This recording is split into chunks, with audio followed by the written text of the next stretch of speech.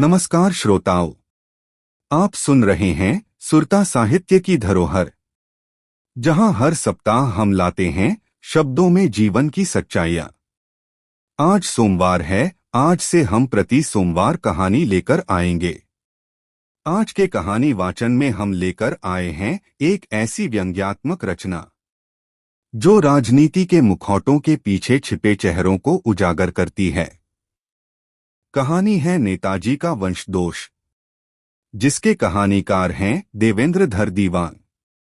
यह कहानी हमारे समाज और राजनीति के उस यथार्थ पर चोट करती है जहां सत्ता का मोह, वंशवाद और नैतिक पतन जनसेवा के अर्थ को ही बदल देता है। एक नेता, एक परिवार और एक वंश, जो जनतंत्र की सबसे बड़ी विडंबना को उजागर करता है। तो आइए सुनते हैं नेताजी का वंशदोष, एक ऐसी कहानी जो सोचने पर मजबूर कर दे। नेताजी का वंशदोष। आजकल राजनीति विषय का बहुत उपयोग होता है। भर्त्सना, निंदा, आरोप, प्रत्यारोप तथा व्यक्तिगत परेशानी होने पर राजनीति का उपभोग और उपयोग सामान्य चलन में आ गया है। विश्व का विशालतम लोकतंत्रात्मक देश भारत है। वास्तव में राजनीति पावन, पवित्र, सुचितापूर्ण विचारधारा, जनहित के लिए सुचारू व्यवस्था का विधान है। यदि जनतंत्र में धूर्त, मूर्ख नेता देश का मुखिया हो जाता है, तब राजनीति को अनीति मूलक ग्रहण लग जाता है। आज राजनीति उत्तम उद्यम है। इस धंधे को अनपढ़, गंवार व्यवसायी भी सफलतापूर्वक चला लेता है। इस दुकान में आंतरिक गतिरोध, अशांति, जन भटकाव, भेदभाव, वर्ग विभाजन, अलगाव, तुष्टीकरण तथा कुलीन मलिन जैसे सामग्रियों का कारोबार होता है। राम शरण जी निरंतर 4 बार निर्वाचित होकर विधायक हैं।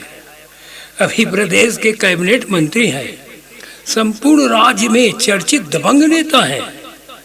राजनीति के चतुर चालाक बाजीगर हैं। ये धन बल, बाहुबल, मित्र बल तथा छद्म बल से संपन्न अजय योद्धा है। इसके गुरु ससुर जी थे, जो 1952 के प्रथम चुनाव से विधायक मंत्री थे। अपने घर जमाई को कुटिल राजनीति का नैकोविद ज्ञान दिए थे।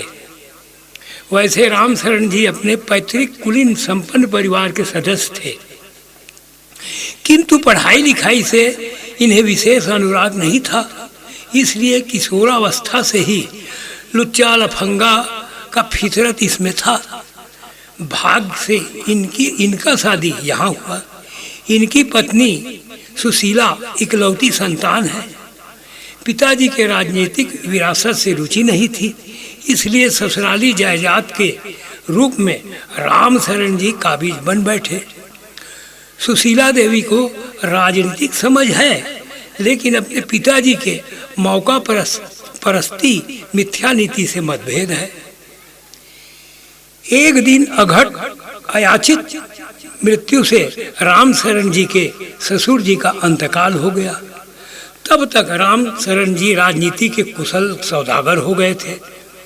ऐसी दुखद बेला में क्षेत्र के नेता, जनता का जन सैलाब उमड़ गया, लेकिन लोग शुभेच्छाओं से परे होकर बाहरी आंखों से आंसू बहाए। अंतर्दृष्टि में जल का भाव था। अब राम शरण जी इस शरद कौमुदी से भी शीतल तृप्तिकारक अवसर पर ससुर के सल्तनत का गद्दी पर आसीन हुए। राम शरण जी को लोग नेताजी का संबोधित करते हैं। अन्य जनप्रतिनिधि इनके समान नेताजी कहलाने में डरते थे, इसलिए ये अंचल के इकलौता नेता है।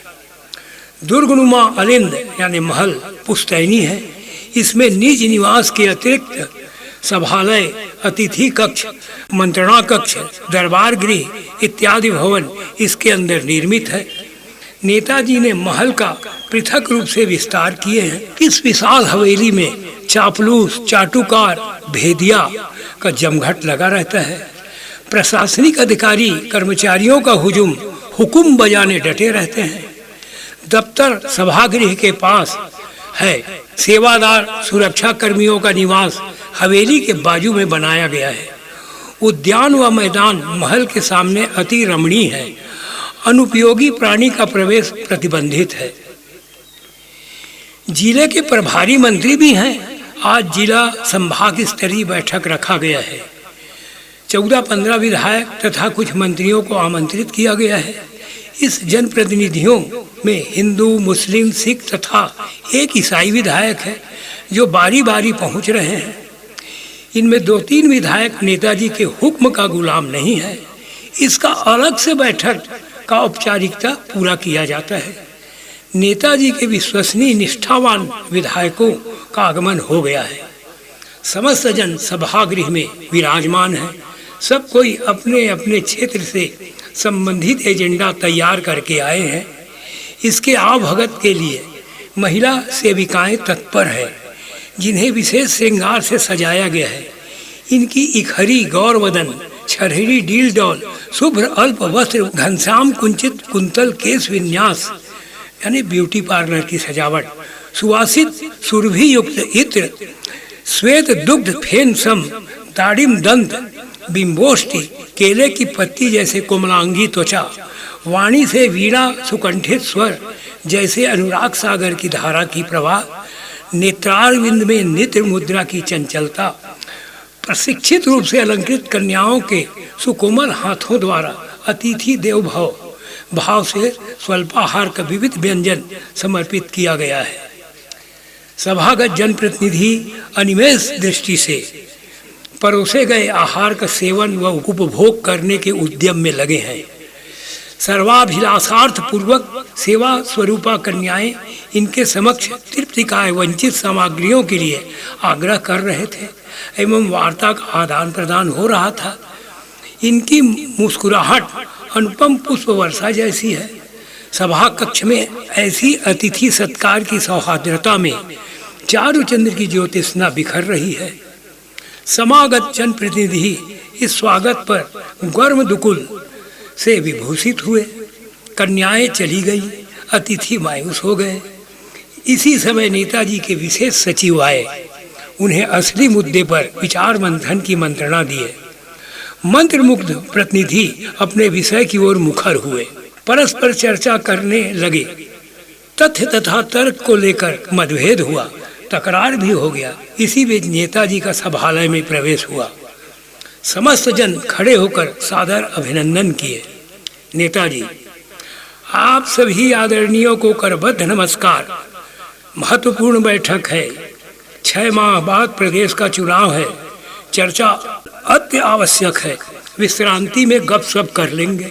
सदस्य महोदय जी, मेरे यहाँ विद्युत ज्योति, जल स्रोत, नल तथा गंदा पानी निकासी की समस्या अभी भी है। नेताजी बोले, विधायक महोदय, बिजली, पानी, नाली स्थानीय निकाय का काम है, इसको करने दो। सदस्य, लेकिन जनता मेरे सिर पर सवार है। नेताजी फिर बोले, जनाब, आप तो म्यूनिसिपल और ग्राम सभा को ताकीद करिए।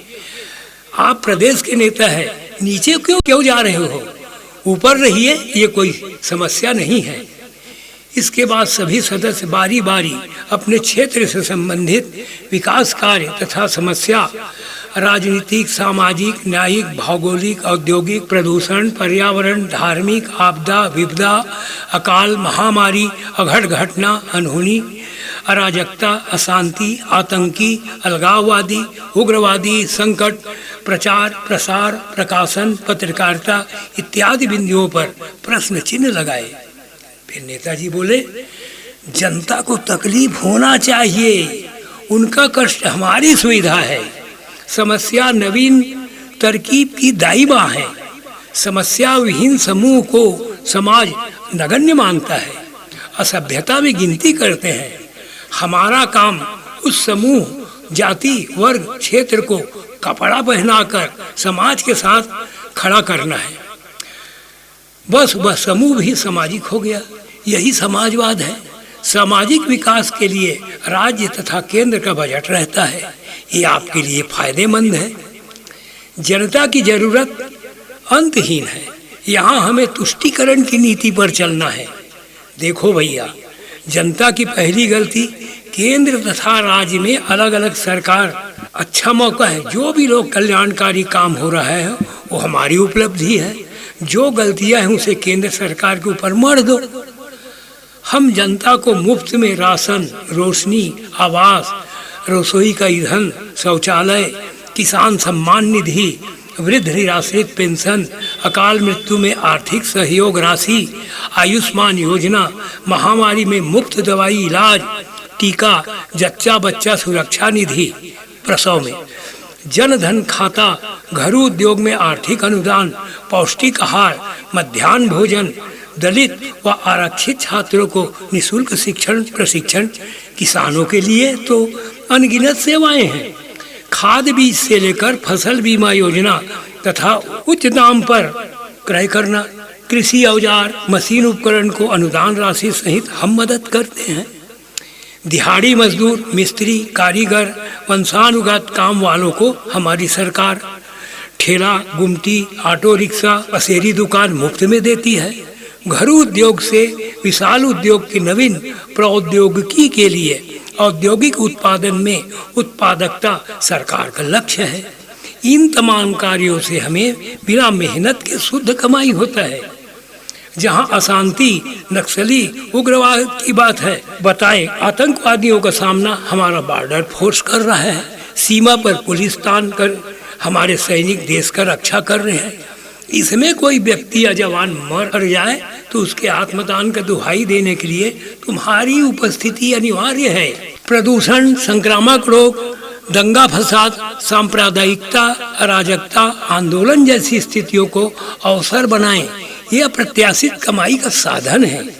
केंद्र सरकार की अयोग्यता का कारण बनाकर बताओ, अपनी वाहवाही भी लूटते रहो। आपके चमचे, छुड़भैया, चाटुकार प्रचार के साधन है।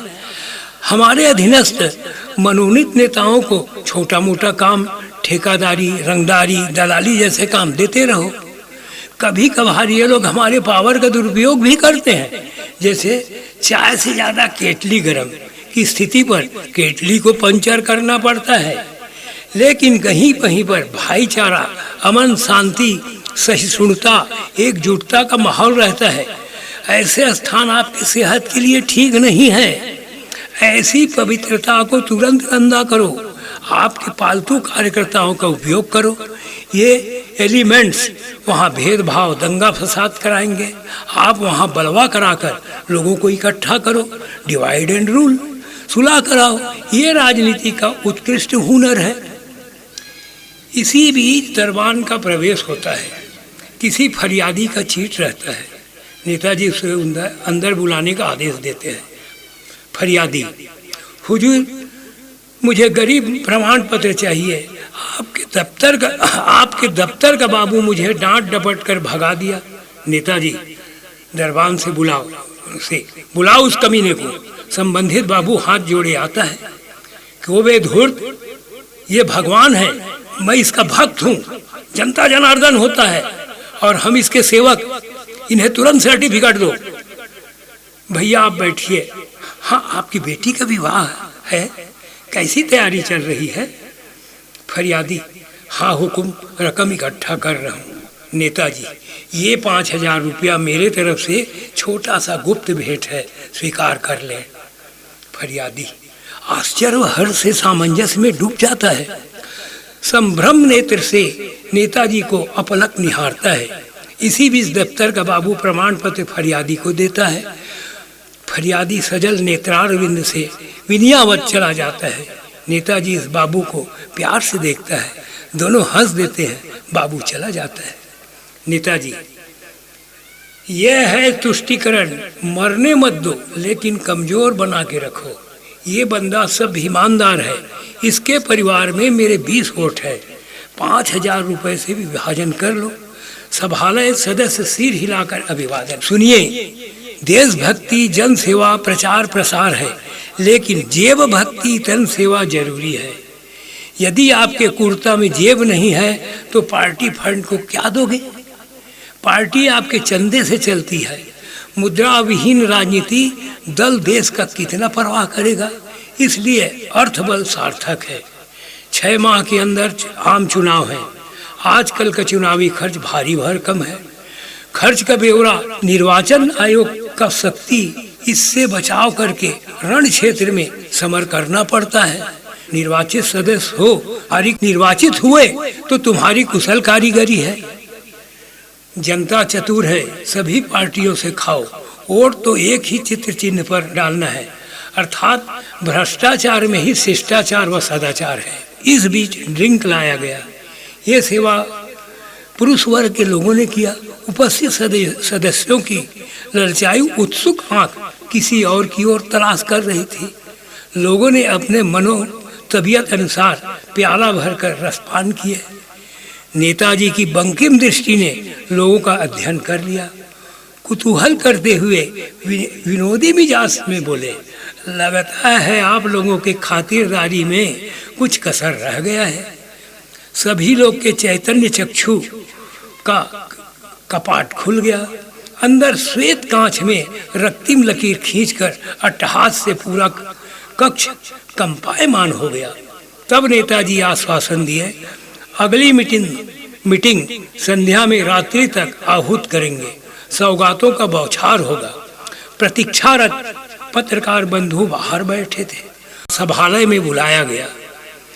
जलपान से स्वागत किया गया।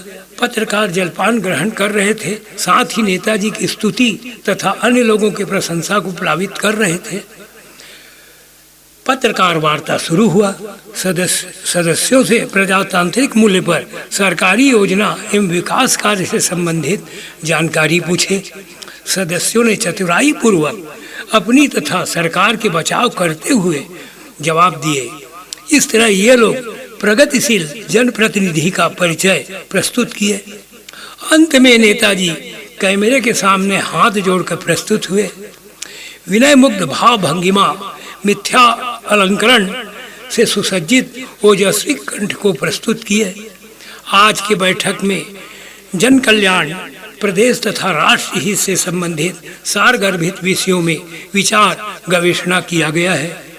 जनमानस की प्राथमिक सुविधाओं को द्वार द्वार पहुंचाना हमारा ध्येय होगा। कृषि उन्नयन के लिए पारंपरिक कृषि में फसल चक्र परिवर्तन की ओर किसानों को उन्मुख करना, उत्पादन में गुणवत्ता लाना, कृषि को उद्योग का दर्जा देना है। दलहन, तिलहन, पेट्रोलियम ऊर्जा का उत्पादन किसान के हाथ में आए, ऐसी हमारी धारणा है, जिससे आत्मनिर्भर भारत का निर्माण हो।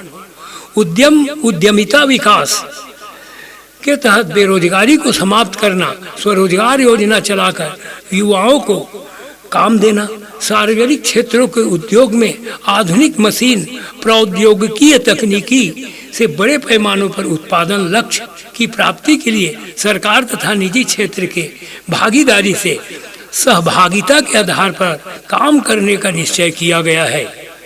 हमारे काम से विपक्षी दल हवास हो गए हैं, तर्कहीन बातें करते हैं। हमें जनता का परवाह है, सत्ता या कुर्सी का मोह नहीं है। केंद्र सरकार हमारे साथ सौतेला व्यवहार कर रहा है। कुछ तथ्य गोपनीय है, इसे हम सार्वजनिक रूप से प्रकाशित नहीं कर सकते। जनता का वह आशीर्वाद हमारे साथ है। हमारी पार्टी स्पष्ट बहुमत के साथ पुनः जन सेवा के लिए सत्ता में आएगी। सभा कक्ष खाली हो गया है। नेताजी आत्मगुरूर से तन्मय अकेले बैठे हुए हैं। इनके मुखमंडल में जहरीली मुस्कान तथा हृदय विश्व वमन कर रहा है। मूल्यहीन मस्तिष्क में विचारहीन सोच का उल्कापात हो रहा है। मेरी वक्र राजनीति की टेढ़ी चाल सांप की तरह गतिमान है। जनता को मदिरा की तलब और जनप्रतिनिधियों को सुरा व सुंदरी की चस्का, यही लोकतंत्र का आभूषण है। नेताजी विलासिता तथा भोग विलास से ऊब गए हैं। इनके जीवन का दूसरा पहलू दीनहीन है, क्योंकि 4 स्त्रियों के बाद पुत्र रत्न प्राप्त हुआ है, जो उनके नजर में मंद बुद्धि बालक है, जिसे राजनीति से किंचित दिलचस्पी नहीं है। इस विचार से वे उद्विग्न हो गए, निराश हताश होकर बड़बड़ किए। थके हुए गर्भ से शिथिल बच्चे का जन्म हुआ है। यही नेताजी का वंश दोष है।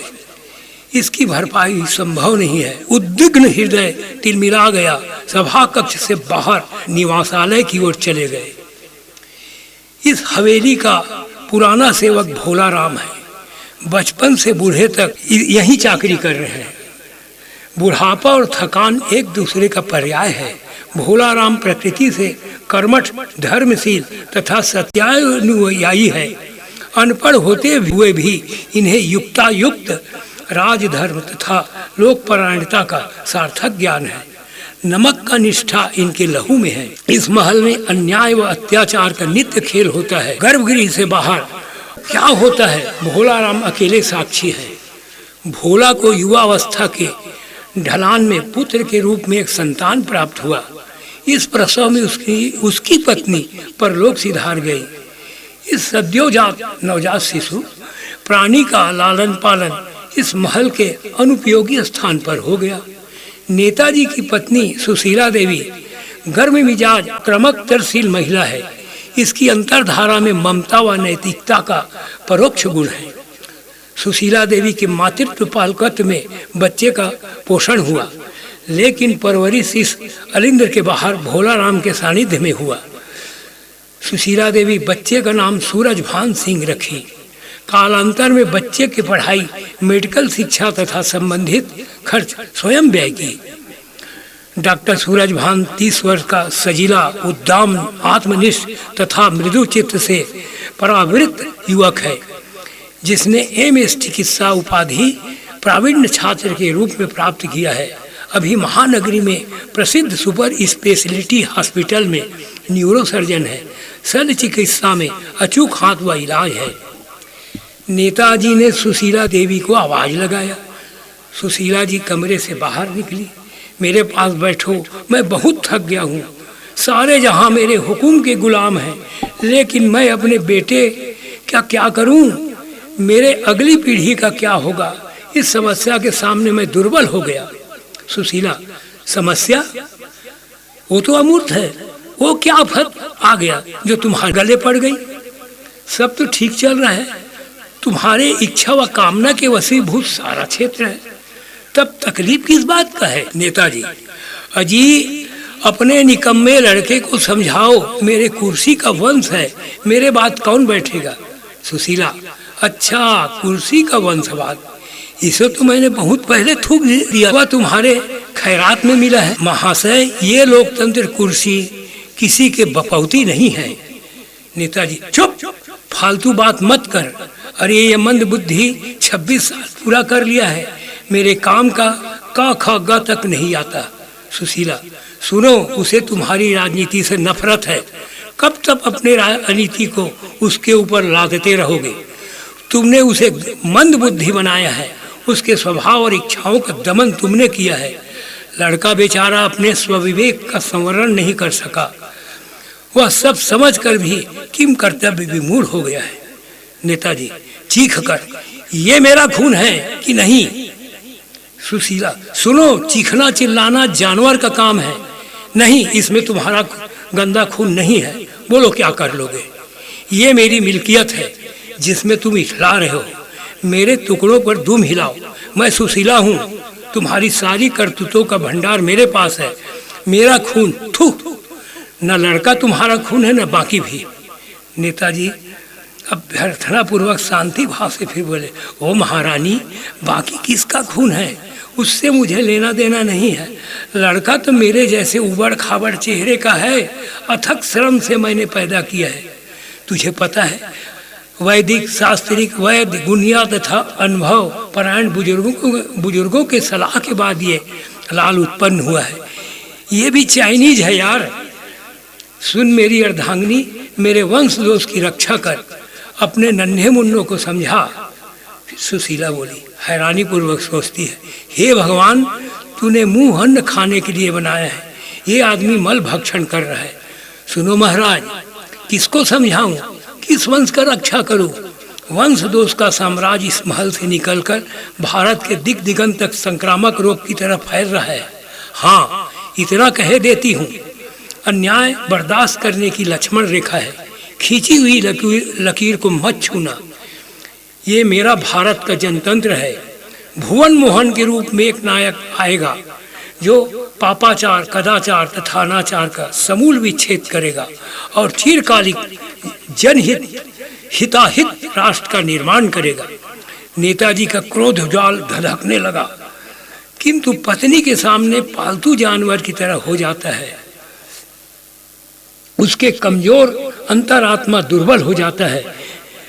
जिसके नियति में निर्लज्जता का निवास हो, वह कैसे भी मिथ्या रचना का निर्माण करे, टिकाऊ नहीं रहता। समय व्यक्ति का निस्तार नहीं है, यह परिवर्तनीय है। प्रदेश का चुनाव संपन्न हो गया है। भारतीय युवा शक्ति ने चौंकाने वाला नतीजा दिया है।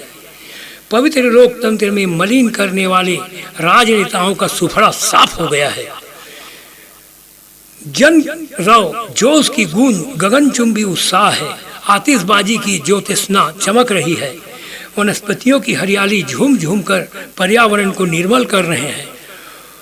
कोयल की गायकी सुमधुर सुहावनी है। इधर नेताजी तथा उसकी पार्टी की नैया डूब गई है। पराजित प्रत्याशी फोन कर रहे हैं, सारा दोष नेताजी के ऊपर डाल रहे हैं। घिनौनी शब्दों से नेताजी हताहत होकर अपने अलिंद्र के चोटी में गए। वहां खड़ा होकर परास्त अंतर्मुखी चितवन से विचलित ज्ञान द्वारा अपने अप्रत्याशित पराजय का मंजर देखने लगे। चेतना विहीन मस्तिष्क से विपरीत दिशा बोध हो रहा है। उनके कानों में कुत्तों का रूहानी आवाज सुनाई दे रहा था। अनभ्र वज्र गर्जन अर्थात बिना बादल बिजली के वज्रपात का बोध हो रहा था। उसकी निस्तेज शरीर अपनी प्रतिबिंब के लिए ललायित हुआ। उत्तेजित होकर मुकुर यानी शीशा खोजने लगे, किंतु खुली छत में आईना का क्या काम। एक पुराने हौज में जो पक्षियों के लिए था पानी रखा हुआ था, जो हवा में हिल रहा था। उसी पानी में अपनी प्रतिछाया को देखा। हिलते हुए पानी में उसका चेहरा कांप रहा था। वह स्वयं से डर गया। बदहवास रामशरण पुनः वहीं खड़ा हो गया। उसका मर्म भेदनी दृष्टिपात हुआ। सूरज भान के ललाट में विजय टीका चमक रहा है। गले में जनप्रतिनिधि का गमछा लटक रहा है। विनयशीलता के साथ पैदल चल रहे हैं। श्रीमती सुशीला देवी खुले वाहन में करबद्ध खड़ी है। इस रैली के मध्य में शीला देवी के सुपुत्र प्रसन्नचित्त मंद गति से चल रहे हैं। राम शरण का जबान फिसल गया। नमक हराम, मेरा गुलाम का बेटा मुझे धाराशाही कर दिया। मेरी पत्नी मुझसे विरक्त हो गई। भोला का नौकरी करने चली गई। मेरा बेटा जो मेरा वंश है वह किसके साथ है? जनतंत्र के साथ है। ओह, मैं कहाँ हूँ? मेरा कौन है? मेरा पैतृक घर, गांव। लेकिन मैंने बहुत पहले नाता रिश्ता तोड़ दिया है। धोबी का कुत्ता घर का घाट का। आपने सुनी देवेंद्रधर दीवान की कहानी नेताजी का वंशदोष। यह कहानी केवल एक नेता की नहीं, बल्कि उस पूरे तंत्र की है जहां राजनीति एक व्यवसाय बन गई है और जनसेवा सत्ता के मंच का अभिनय मात्र। नेताजी का वंशदोष दरअसल उस मानसिकता का प्रतीक है जो लोक की सेवा नहीं, लाभ की राजनीति करती है। ऐसे ही विचारोत्तेजक कथानक लेकर हम हर सोमवार आपके पास आते हैं सुरता साहित्य की धरोहर के कहानी वाचन में। अगर यह कहानी आपको सोचने पर मजबूर करे तो इसे अपने साथियों के साथ साझा करें और हमारे पॉडकास्ट को फॉलो करें स्पॉटिफाई, यूट्यूब और अन्य सभी प्लेटफार्मों पर। अगले सोमवार को कहानी वाचन की श्रृंखला में और कोई कहानी लेकर हम उपस्थित होंगे। तब तक के लिए नमस्कार। याद रखिए, जब शब्द बोलते हैं तो सत्य उजागर होता है।